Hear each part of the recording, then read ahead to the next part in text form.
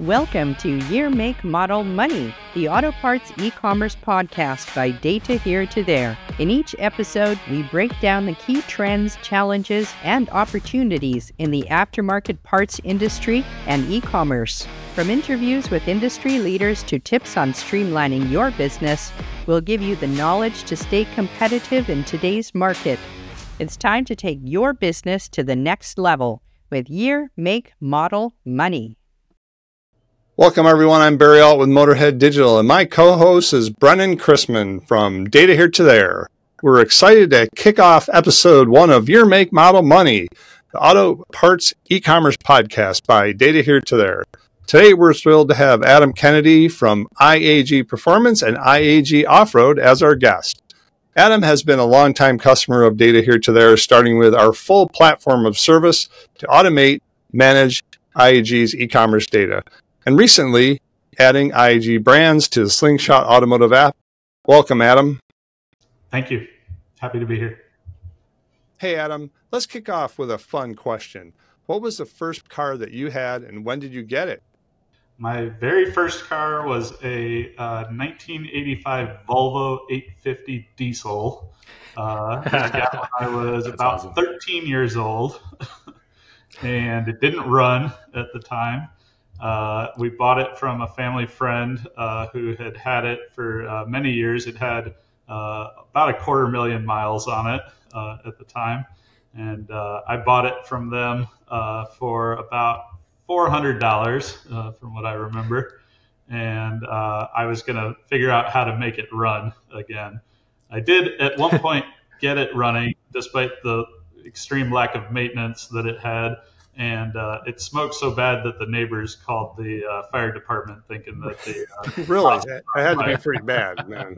Yeah, I'll tell you. So yeah, that was my first car. Starting up an old diesel. How long did you have that?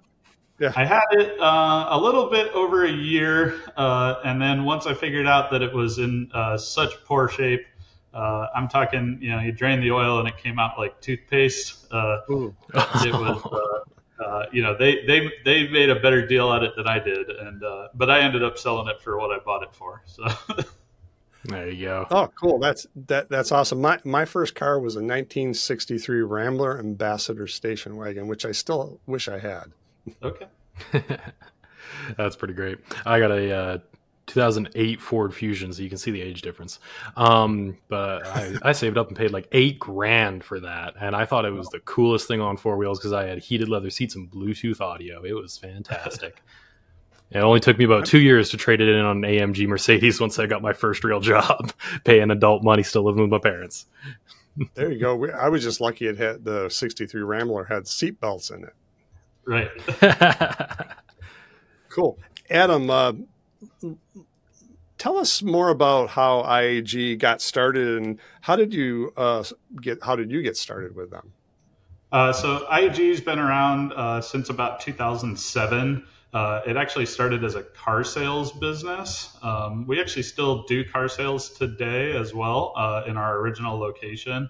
But originally they were just buying some high quality used cars. Sometimes the cars would have modifications on them. They would take those modifications off and then sell the car, and then separately kind of sell those modified parts. And then people started to come around and say, hey, could you maybe put some of these modifications that I just bought from you onto my car? And so they started to do that. And built up a reputation for modifying those vehicles. From there, they opened a body shop in the same facility, so full service collision center, all that. We still have that in our original building as well. After having that for a little while, they decided they wanted to get into manufacturing. And so purchased some used CNC equipment and started to make some CNC parts. One of the first parts that they made was actually a floor mat bracket for a Subaru. So the factory ones are plastic and would break all the time. And so this was a metal version of that made on the CNC machine. And then they did some other parts like fuel rails and things like that as they got better and learned to use the machine. So over the years, that continued to grow. And then they took on engine machining within the shop. So kind of a theme throughout has been, we would try to do as many things as we could to serve the customer. And if some of our subcontracted services weren't getting the job done, we would figure out just how to do it in-house instead. And so we ended up buying out another local machine shop, and the owner of that shop came to work for us, and we started to build Subaru engines out of the shop. So now we've built over 14,000 Subaru engines at this point. We're building about 8 to 10 short blocks every day out of our engine department. And we usually build about 2 or 3 long blocks a day out of the engine department. Now, are those just stock? You may have said this, but those just stock? Are they performance oriented? Those are all high performance engines. So we start with brand new components. So brand new cases from Subaru, which we modify, new rods, pistons, crankshafts, bearings, all of that stuff. So all of our parts that we use inside of the engines are brand new, and we sell those as complete, ready to install units. We also sell individual pieces and parts for those. As the popularity of the engine machining continued, we quickly ran out of space within our original facility. That was around the time that I came on with the company. I've been here about 7 years now. So when I started, we had about 45 people working out of a building that was about 17,000 square feet. So they were working in multiple shifts, and it was very, very busy there. So since we had outgrown that building, we decided to purchase another building about 15 minutes up the road. So now we have this new building up here, which is about 115,000 square feet in total. And we were able to further outfit that, get some new equipment in. So we have all the manufacturing equipment needed to make basically anything you could think of for a car or truck these days. And so we continue to make a lot of those parts all in-house wherever possible. A couple of years ago, we decided that we wanted to expand further out of our Subaru background, and we were looking for ways that we could expand into new markets. One of our most popular products we make for the Subarus is an air oil separator. So sort of like a catch can, but works better than that. It's self-draining and separates the oil from the PCV gases. And we were looking for other applications we could put that on. And right around that time, the new Broncos were coming out. So being a turbocharged application, both in a 4-cylinder and 6-cylinder, we said, this could be a perfect thing that we could make for those vehicles. So Do you have the, sorry to interrupt, because I want to make sure I ask you this. My wife has a Explorer ST with the twin turbo engine in it, and I've seen people put in oil, they're catch cans though, they're little. Yeah. So what's the difference between that and an oil separator? And Sure. So the biggest difference between our air oil separator and a catch can is that ours is completely maintenance free. So ours has a drain that comes out of the bottom of it, and it's usually a larger volume than those catch cans, and so it gives a full opportunity and for the oil to separate inside of the unit using centrifugal forces. It kind of works like a swirl pot, to where as the gases are coming in, they have an opportunity for the oil to drop out of suspension. Ours connects to, in the case of a V6 engine, like your wife's Explorer, ours connects to both sides of the engine, where a lot of the catch cans are only connecting to one side or the other on the valve cover. And we're also connecting into the CCV system in addition to the PCV system. And so by connecting all of those ports using SAE quick disconnect fittings, we're able to have a really easy to install unit that does a great job of separating the oil from the air and allows it to drain, without having to perform maintenance. So the catch can, you're always having to go in and kind of drain that out. Another unique element to our AOS that most catch cans don't have is that the AOS is heated using engine coolant. And so we connect into the vehicle's cooling system in order to heat the can of the AOS, which is made of aluminum. And when we heat the can, we're helping to reduce condensation that can build up in the lines and in the can that can create that kind of milky appearance that you see in a catch can often. By heating that can, we're able to get rid of that condensation so that it's not mixing in with the oil and causing that milkiness. I'll have to check that out. I know Brennan had a couple questions for you. Yeah, speaking of your next division, you guys are branching out into off-road now. So yeah, go ahead and tell us a little bit about that. That sounds interesting. Yeah.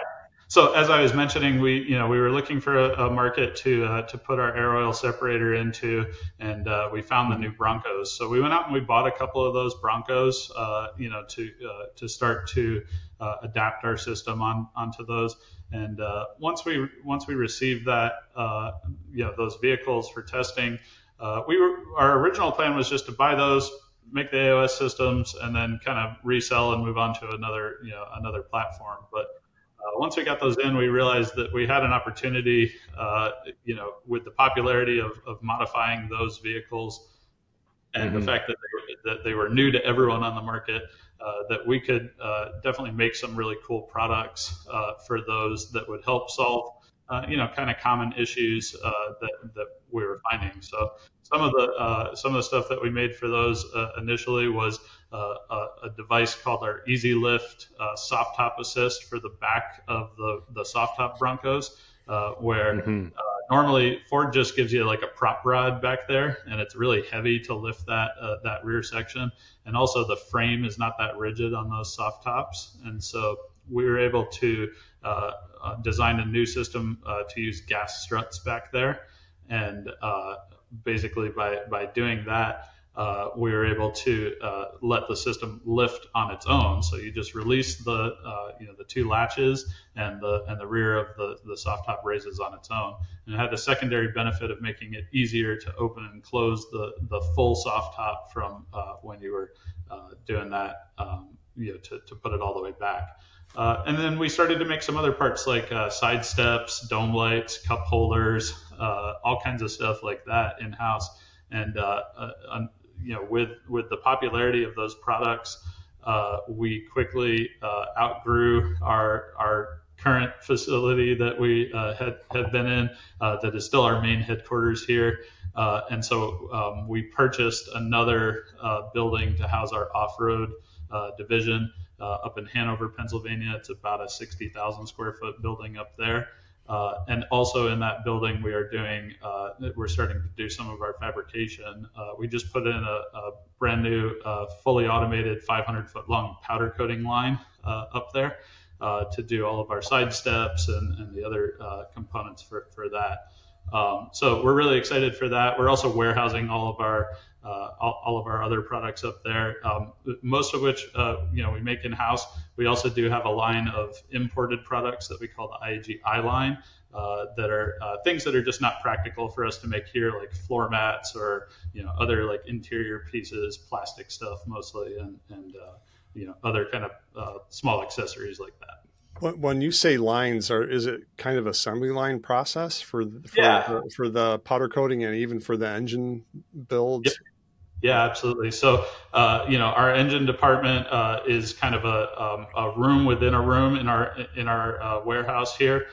So it's split into multiple areas, and starting from kind of the dirtiest area where we're cleaning all the parts, all the way through each of the different rooms and the machining processes and everyone that's working on those, all the way up into our assembly room where the final assembly happens, and that room or the engine department is completely climate controlled. It's a separate climate control system, airlocks between the doors, all that kind of stuff to just keep any kind of debris or anything like that out of there. On the powder coating side, as I mentioned, it's a fully automated line. So we have big racks that we can load up. We start the system up in the morning. We load the first racks.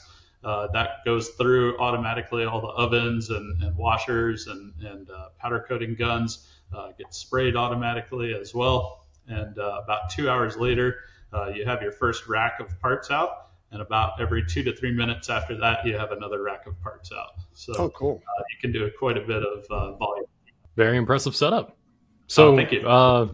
Yeah, it's a pretty cool business you guys have built up from absolutely nothing back in 2004 when you got started. So to make it this far, you must have had a pretty good start. You started out selling used cars, but specifically Subarus, eh? And from what I heard, you sold quite a pretty big number of those right in your first year, over 200 of them. Yeah. The initial car sales stuff was quite popular. At that time, we just kind of found a niche market that worked well. And that niche for you was Subarus. Markets. Yeah, exactly. The niche has been Subarus all the way up until 2021. Basically, we were only making stuff for high performance Subarus. So you were definitely doing something right for the Subaru market there. And, as we all know as car guys, they're definitely an interesting market in their own little sub-community there. So what do you think that you guys were doing right early on there to really capitalize on that? I think, as I mentioned, we always do everything that we can to try to help the customer and to do things the right way. And so, even if we had some subcontractors like other, outside machine shops or things like that we were finding, were not able to provide us with either the quality or the timeliness of service, we were able to, take that in-house, teach ourselves how to do it. And, we're able to produce a better product by applying those principles. And again, it's something that we still do to this day. We're currently bringing anodizing in-house as well. So we're setting up a big anodizing setup. Really anything that you can think of to make an automotive performance or off-road product. We're investing in that equipment in order to make the best products that we can. So you've talked a lot about manufacturing and products and stuff. Do you actually have physical retail locations where you sell these parts to somebody that walks in the door? And, where was your first location? So the first location was out of that original building where we were doing the car sales and the service. So we were doing retail, sales out of there. We were also doing work on customer vehicles at that time. So we were doing, dyno tuning, installations, engine building, all of that stuff. Back around late 2020, we decided to close our service operations. Just because we wanted to focus on the manufacturing side of the business more. But by that point, we had built up a network of, today we have over 500 dealers all around the world that sell our parts. So we work with, local shops in many states and countries that work directly with us and purchase the parts and engines through us, and then resell them or install them, in their facilities. Are you still selling parts though at locations, at a physical location? At our location, we do have an occasional, one or two people who stop by to maybe pick something up if they're local. But most of our sales are online or through our dealers at this point. Gotcha. Alrighty. So looping back around to the off-road division that you guys have started up, you mentioned that you kind of got started in that because of the release of the new Bronco. But now that's obviously grown past just servicing, making the odd part for one vehicle or just, building a bigger market for this product that you guys were creating in-house. It's grown into an entirely new wing of the business for you guys. So how are you planning to leverage that going forwards to grow into that market? Yeah, for sure. So, as I mentioned, with the Bronco being new to everyone at the same time, it was a unique opportunity because they're made to be modified, in the same way that like a Jeep is made to be modified. And but the unique thing is, if you look at basically anything that they've made for a Jeep over the last 50 years. If you make that for a Bronco, you're kind of new to the market for the Broncos, and so there's just a huge opportunity to make new parts for those, and it doesn't necessarily have to be the latest and greatest brand new idea, but if you can execute something well, there's a lot of different areas that you can go into with that. So certainly going to continue to make additional parts for the Broncos, but we have gone into some of the other Ford vehicles as well. We've made some parts now for the Raptors, for the F-150s. We have our air oil separators available for the F-150s and the Raptors. We have a Bronco Raptor here. We also actually just picked up a couple weeks ago a Ranger Raptor. So we're going to be making some parts for those as well. And then, we're looking at, a few other manufacturers, some of the Toyota stuff, some, we are actually going to have our side steps coming out within the next couple months for the JL Wranglers as well as the Gladiators. So those are side steps that bolt onto the factory rock rails on the Rubicon models and some of the other models as well. But they're kind of unique because, again, you can leave that factory rock rail in place and then add the side step to it. Yeah, I'll just mention my sister was one of the original people to pre-order one of the brand new Broncos. She was absolutely thrilled with it, thought it was super cool and a way better option than the Jeeps that she'd been test driving. So there's a really cool opportunity there for me to see that brand new vehicle and see some of the problems that she ran into with it when it came out. And it definitely shows that the best products you can make are products that solve a specific issue that you've encountered yourself. You mentioned back you were making cup holders for the Bronco, and that was one of her biggest gripes when she got it originally, was that the entire car, there's 2 cup holders in it. There's nothing in the back seat or anything like that because it's all kind of minimalist. So seeing people come out and make those little additions just for those small little problems, those small little products that anybody can buy, even if they're not big into modifying their own vehicles, there's always something for somebody, right? Yeah, absolutely. The cup holders were a really popular product for us, as well as the dome lights. The interior lighting on those vehicles is really not great. It's real dim. Is that an actual add-on? They don't have a dome light in there? That surprises me to hear that you don't have 20 cup holders in the dome light. Right. There is, again, they're kind of built minimalist, but there is a small light up front, but it doesn't really cast much light, and there's no light in the back of those vehicles. Yep. And so other than like in the rear hatch area, there's one little light back there. But besides that, there's no light. So we made this system that puts a light above each door and interfaces to the factory dome light circuitry. So the button up top still works and all of that. But you're able to get a lot more really bright LED light in there, which makes it a lot more convenient, especially if you have kids. Loading them in and out of the back seat was really, really tough for some people before because you just couldn't see anything back there. So I have a question for you as far as marketing and especially the new business. How are you planning to get that out there, the knowledge of the off-road, online sales, things like that? Sure. Yeah. So, of course, jumping into a brand new market that we've never been in before, is a challenge on the marketing side. The big thing for us, though, was, as I mentioned, everyone was kind of new to that particular market at the time. And so by producing these products that were really popular that people wanted, we hit the community forums and Facebook groups and all of that stuff really early with all of those products. And, we firmly believe that you really have to engage with the community in order to not only to sell to them, but to understand, where they're at, the pain points that they have, get product ideas, all of that. So, part of our strategy on marketing these products is to really be engaged within that community.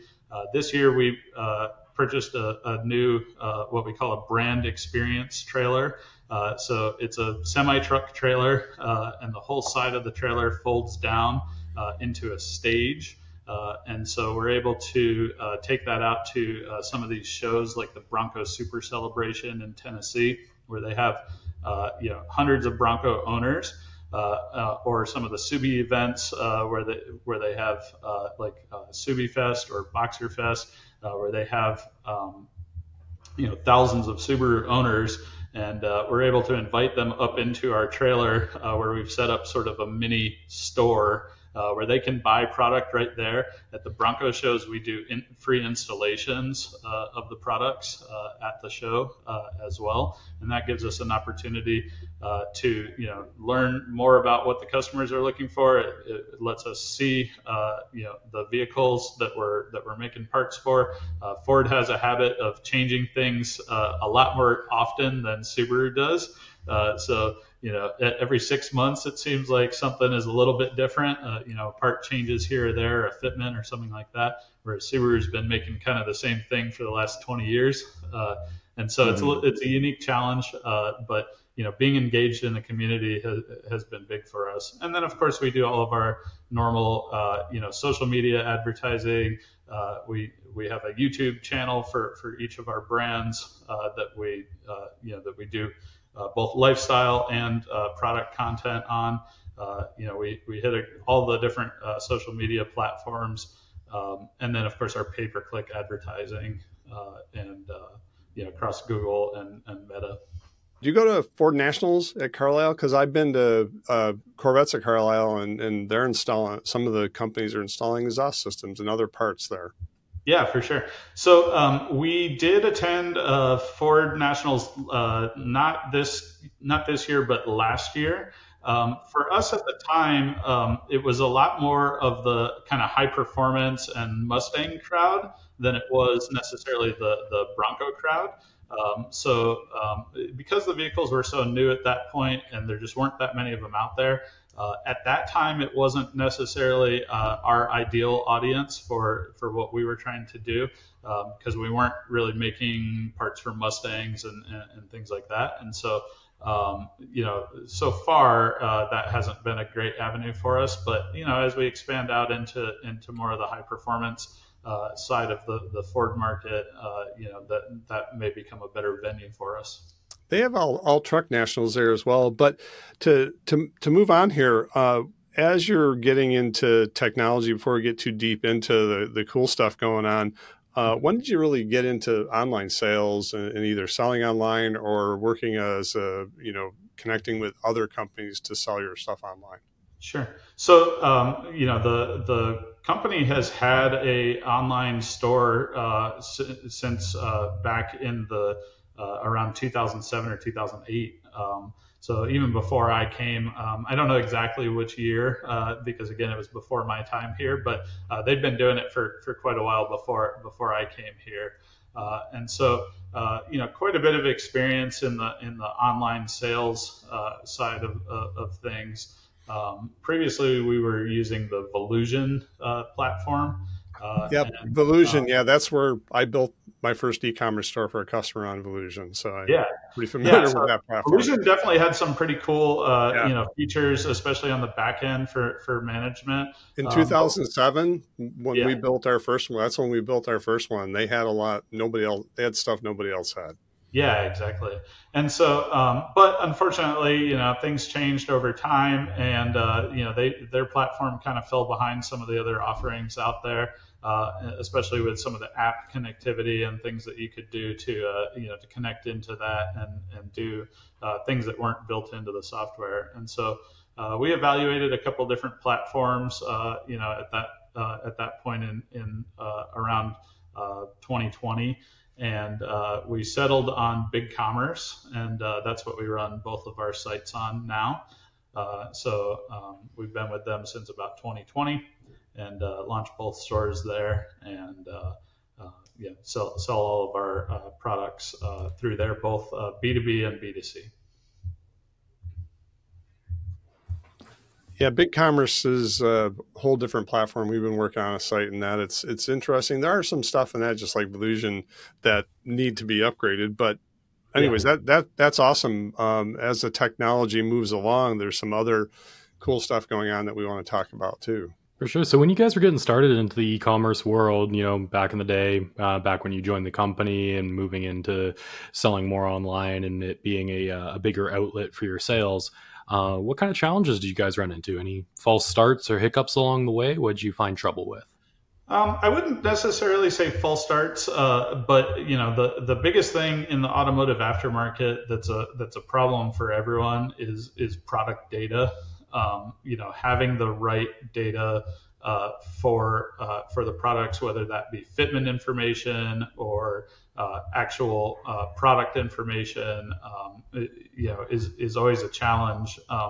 Many of the companies in our industry have been in the industry for a long time and are kind of used to operating out of the paper catalog days where, you walk into a speed shop and maybe there's a bunch of paper catalogs. When I got started in this stuff, that was kind of how you did it. You walk in and there was catalogs and you pick something out of the catalog and then you order it up, or maybe it's in stock and then they install that on your vehicle. Nowadays, people want to understand whether the part that they're going to purchase is going to fit their vehicle. And so having that product information be part of the customer journey is really important because it cuts down on returns, it cuts down on issues with not having the right product for the vehicle. So I would say probably the biggest challenge in any automotive company trying to sell online is making sure that they have good product data. And certain vendors have better data than others. Some have really taken a stance on trying to get great data out there, and some just put the bare minimum out there. For sure. So you started your relationship with us here at Data Here to There back in 2020 with the full platform service. Yeah. So it was back around that time you were talking about there. And we helped you solve a few of those problems. Can you tell us what made you choose us in the first place back then? Yeah, so I was looking for a way that we could connect to some of our warehouse distributors that sold a bunch of parts. So we like for our site to be sort of a one-stop shop where people could get everything that they need to build their car and not just the stuff that we make on the site. So it was just an extra potential stream of revenue where if they're already shopping on the site, they could go through and choose, say an exhaust system or an intake system or an intercooler or, other parts that we don't make here. And be able to have that all in one spot where they could purchase that. And so being able to connect to some of the warehouse distributors out there and have that product data from their APIs or sometimes from their load sheets or things like that, all come into the site and work in a way that was seamless to the end customer was important to us. Some of the other things was making sure that we had accurate inventory counts on the site so that we weren't overselling what was there. We wanted to make sure that pricing got updated in a way that was easy to determine. And be able to set rules on that. We also didn't want to just bring in everything in the catalog, being that we were Subaru only at the time. We only wanted to bring in parts that fit Subarus. So being able to filter out all of those other products, but not only that, to also filter which categories or even individual products we brought into the store was important to us. And so the Data Here to There platform allowed us to do that, where we're able to map out, for example, which categories a product is going to go into, or change custom fields of the product to accommodate for different things that we're doing on the back end. or adjust titles and add part numbers to the titles and things like that. All of those features, allow us to operate in the way that we want to do it. So moving on from there, from the full platform service, our other offering is Slingshot Automotive, and you recently had some experience with that, with actually bringing in your brand's data, your parts, onto the Slingshot app in order for us to provide that data on your in-house brands to other customers and dealers that are hooked up through the Slingshot platform. Mm-hmm. Can you tell us a little bit about that, why you made that decision? Yeah, sure. So as I mentioned, different vendors in our industry are have different levels of commitment to their product data. And one thing that I wanted to bring to all of our dealers was the best product data that we were able to provide. So we worked with the guys over at SEMA Data to get our product data into the industry standard ACES and PIES formats, so that it would be easy for our dealers to load our product information into their stores and be able to sell our products with the most complete data as possible. So I'm proud to say that earlier this year we were accepted to be one of the I believe there's only 12 or 13 platinum level SEMA Data members at this point, which means that we have amongst the most complete data in the industry available through the SEMA Data platform. And by having that data in there, the data is great, but you have to actually be able to load that data into your systems, and that's where the Data Here to There platform helps out. SEMA has their own app that allows people with Shopify stores to connect in, but it's not as good at kind of filtering the data or moving it in a direction that's easy to work with. And so we were excited when Jay from Data Here to There approached us about becoming one of the preferred vendors on the Slingshot platform, so that as we add that Slingshot platform as an option for our dealers, they can go in and know that they are getting the absolute best data available for our products in an easy to use format, rather than having to kind of cobble together from either spreadsheets or load sheets that come out of the other platforms, or apps that don't work as well with Shopify or with BigCommerce,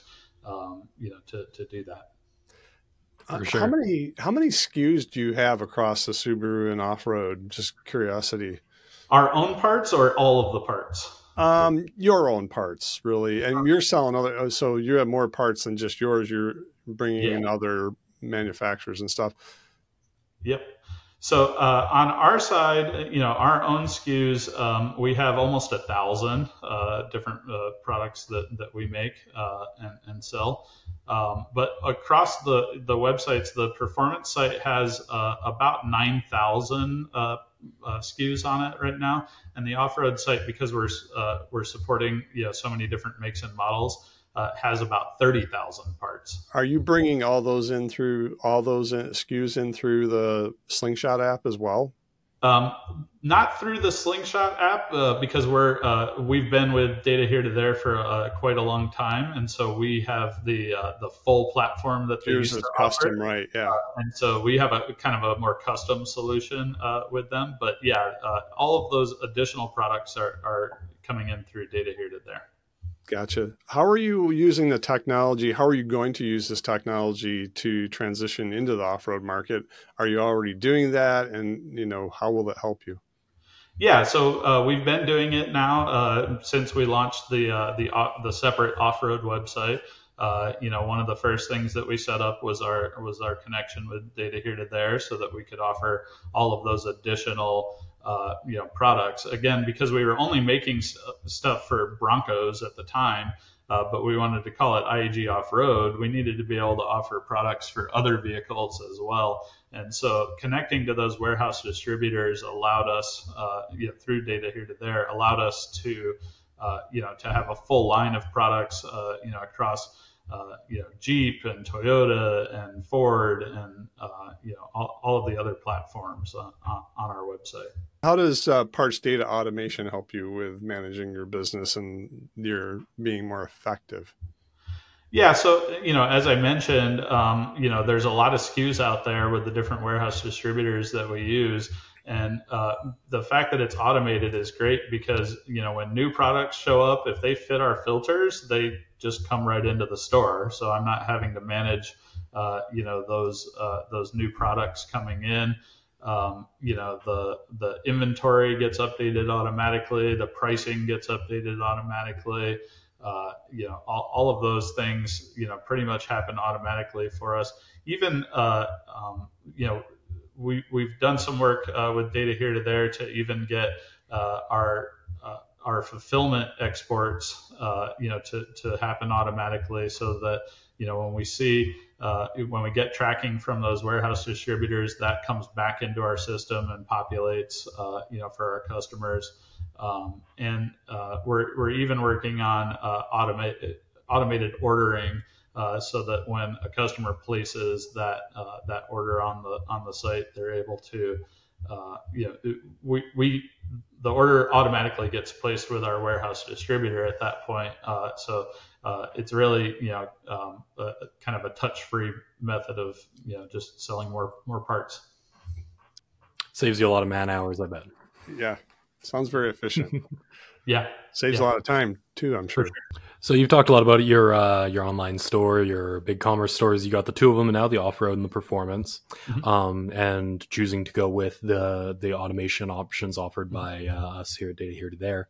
What would you say are like some specific key benefits to going that route, specifically either e-commerce or with the data automation?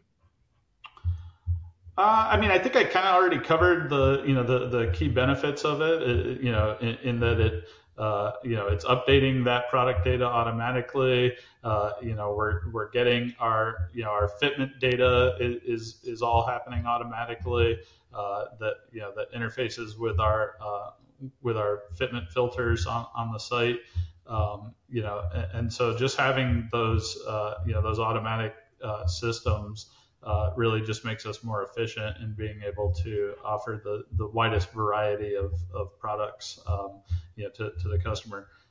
Another thing that we're able to do with the legacy platform with Data Here to There, and I'm not sure if you guys offer it in the Slingshot app, but we are able to put in manual overrides for any product that's in the system. So we can change things like the titles and descriptions and images and things like that, so that our catalog is unique to us compared to other online sellers. So if everyone's connected to the same warehouse distributors, they're all getting the same data. But we go through and clean that as much as we can. We have a full-time catalog manager that just goes through and does nothing but cleaning up the data to present it in the best way. For sure. I will mention that is absolutely available through the Slingshot app, but I wanted to follow up on that a little bit. You guys seem like you're got really big priority is the quality of the automotive data. And that does set you apart a little bit from the rest of the industry. Automotive data has kind of been a bit of a redheaded stepchild in the industry for a long time, in that people didn't really want to put the effort into it because, like you said, a lot of places are still stuck with the old paper catalogs. Yeah. Can you talk about why that's been such a priority for you? Like you're making your data such a high quality? Yeah, again, the more information that you can provide to whoever is buying your product, whether that's one of our dealers who's then reselling it onto someone else, or on the direct to consumer level, again, we can prevent things like returns because it doesn't fit the vehicle. We can prevent unhappy customers because they got a product that isn't right for their for their application or their desired goals as far as horsepower or things like that. by having that high quality data, we use that as a way to set us apart from others, in the industry, to where we're able to, provide that extra level to just make it as easy as possible for someone to buy from us, and also for our dealers to sell our product. So we want images that are high quality and really represent the product well. We want good descriptions. We want all of our attributes filled in for the products. So that's been a big project over this year. Is in achieving that platinum level data, is every product has to have attributes assigned to it. You have to have high quality digital assets. We do product videos in-house for every one of our products that we make. All of that information just makes it easier for someone to make a buying decision. So there's also other things in there too that you have to make sure you have right, like map violations and things like that, to make sure that you have all the right data and you don't run into those issues, correct? Yep. Yeah. And the apps help you with that from data here to there, correct? Yeah, exactly. So, when the warehouse distributor has the information as far as, the map pricing or the different pricing levels, we're able to apply rules within the data here to there software that allows us to set the price either based on map or MSRP or jobber, or we can do, percentages or additions or anything, that we want to do, and basically fully automate that process. So, when these brands have, price updates, which seems to happen, once a month or so these days, we're not spending, days going through the spreadsheets and using VLOOKUP or, things like that to pull the parts that we have and update the pricing. The system pulls that information, automatically from the warehouse distributors. So, as long as the warehouse distributors have the right information, our website has the right information as far as pricing, and we can avoid those map violations or things like that. Very cool. That transitions to, I've seen you go from what I've learned about your business, transitioning from managing multiple brands and products to streamlining everything with data here to there. What's your recommendations for anybody else in the industry that are looking at software and things like that to sell automotive parts online? Yeah, I mean, the automotive parts space is a very competitive space. But as I mentioned, you have to figure out what makes you unique in what you're trying to do. I don't recommend that someone just go out and try to sell every part for every vehicle, because you're not going to really be able to capture the right customers in doing that. So it really makes sense to kind of niche down into something that really that well, that the community and the customer well.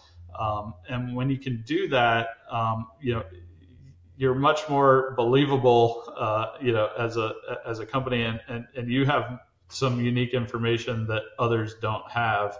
And then you can use that information to enhance your website, your catalog, using the various systems available. It's important to choose a platform that is going to be around, in the next several years, because it's not cheap to build a website. And so you want to make sure that you choose, platforms that are established and that can support all of the various business needs that you have in how you, go about creating that site. Again, when you niche down, you need a way of filtering that data and bringing in only the things that are relevant to your customer. And so that's where some of these tools like Data Here to There, allow you to really tailor that catalog to your ideal customer. That's awesome. And I was going to ask you about tips and advice, but you just gave all us the tips and advice. Sure. So we can. Absolutely. So you have touched on this a lot already, Adam, but specifically from the perspective of maybe a new store owner who's looking to kind of break into the automotive market. They found their niche. They know the community they want to sell to. They've identified a gap in the market that they can slot themselves into. Mm-hmm. For a startup like that who's just looking to get started, and they're looking at how to get started on the e-commerce side of things specifically, mm-hmm. How important do you think the technology is for a smaller business getting started with low manpower and just trying to make a presence for themselves online? Yeah, if you're just getting started and you don't have the resources to go out and buy inventory on your own, you're going to be at the mercy of working with these warehouse distributors, to get the product that you need, at least at first. And again, they do a great job of providing the product, but you have to figure out how to take that product information that they have and display that to the customer in a way that's going to make them want to buy. So if you don't have systems like Data Here to There, or and you are just working off of the warehouse distributors catalog, then you're going to have to spend your time and resources manually inputting all of those parts, whether it's via spreadsheets or load sheets or literally doing it one by one, copy paste, to get those products in. And so the longer you take to get products live on your website, the less money you're going to make, obviously, right? So being able to load as many of those products as quickly as possible and evaluate the quality of what you're bringing in, and then making changes that allow it to better meet your customers' needs as far as the information that they're looking for. Those should be your top priorities. And again, having that product information in there, you're not going to have a following, so you're going to have to do some advertising to get your site off of the ground. And having that data that's ready for things like Google Shopping and things like that are going to be important in being able to advertise your products. Awesome. All right. So yeah, as we're getting ready to wrap up today's podcast, let's recap some of the lessons we've learned from you here and some of the advice that you've mentioned. It's been a very insightful conversation, so thank you for coming on. I just want to kind of bullet point some of the things we've learned from you today in terms of how to be a successful business going forward. And I want you to correct me if you think something's more important or if I've got something wrong. All right? Sure. Sounds good. Fantastic. So probably priority number one is find your niche. Find a community or a set of customers that really need what you have to offer, or that you can offer something better than what's already on the market. Yeah. And then moving on from there, bullet point number two is offer that product in a way that's easy for your customers to understand exactly what they're buying and why they need it, and whether it's going to work for them. And looping back around to that product data, right? Making sure people know exactly what they're buying and that it's going to work for them. Moving on to part number three is to make sure that you're not spending all of your time doing that manually. Because those man hours, man, get ready, get yourself a good wrist rest because your carpal tunnel is coming. So from those top three, do you have anything to add, Adam? No, I mean, I think you covered the basics of that, especially for someone, just starting out in this. It's really important that you don't waste a lot of time, because you don't have much time to waste, especially as a one-man show or a small team. You just don't have a lot of time to waste, and time is money. Absolutely. Right on. One thing I will mention add to that is also, if you're marketing your business, well, I shouldn't say if, when you market your business, find where your niche lives. Where are they? What events are they at? What platforms do they use online? If you're over on some forum that they're not at, why are you there, right? Or if you're at an event where you can try events, right? And sometimes they don't work, you find another event. Or, what social media? Are they on TikTok? If they're the younger crowd, they're probably on TikTok. If they're in, baby boomers, it might be on Facebook. So think about that kind of stuff. So Adam, thanks for joining us today, sharing your insights. Before we leave, can you remind listeners where they can connect with you, find you, and learn about IAG Performance and Off-Road? Yeah, sure. You can find us at iagperformance.com or iagoffroad.com. Awesome.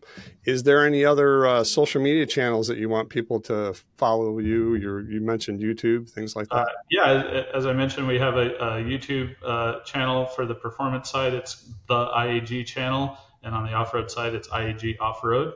On other socials, it's all just either IAG Performance or IAG Off-Road.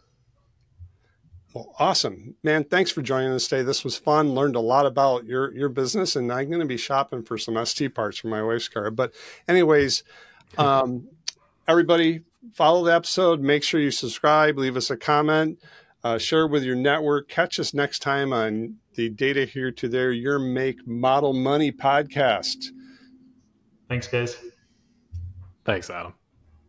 Join our next episode of the Year, Make, Model, Money podcast, the DH2T Auto Parts podcast, where we'll interview another mover and shaker in the automotive parts industry and give your business the boost it needs to succeed in the online world.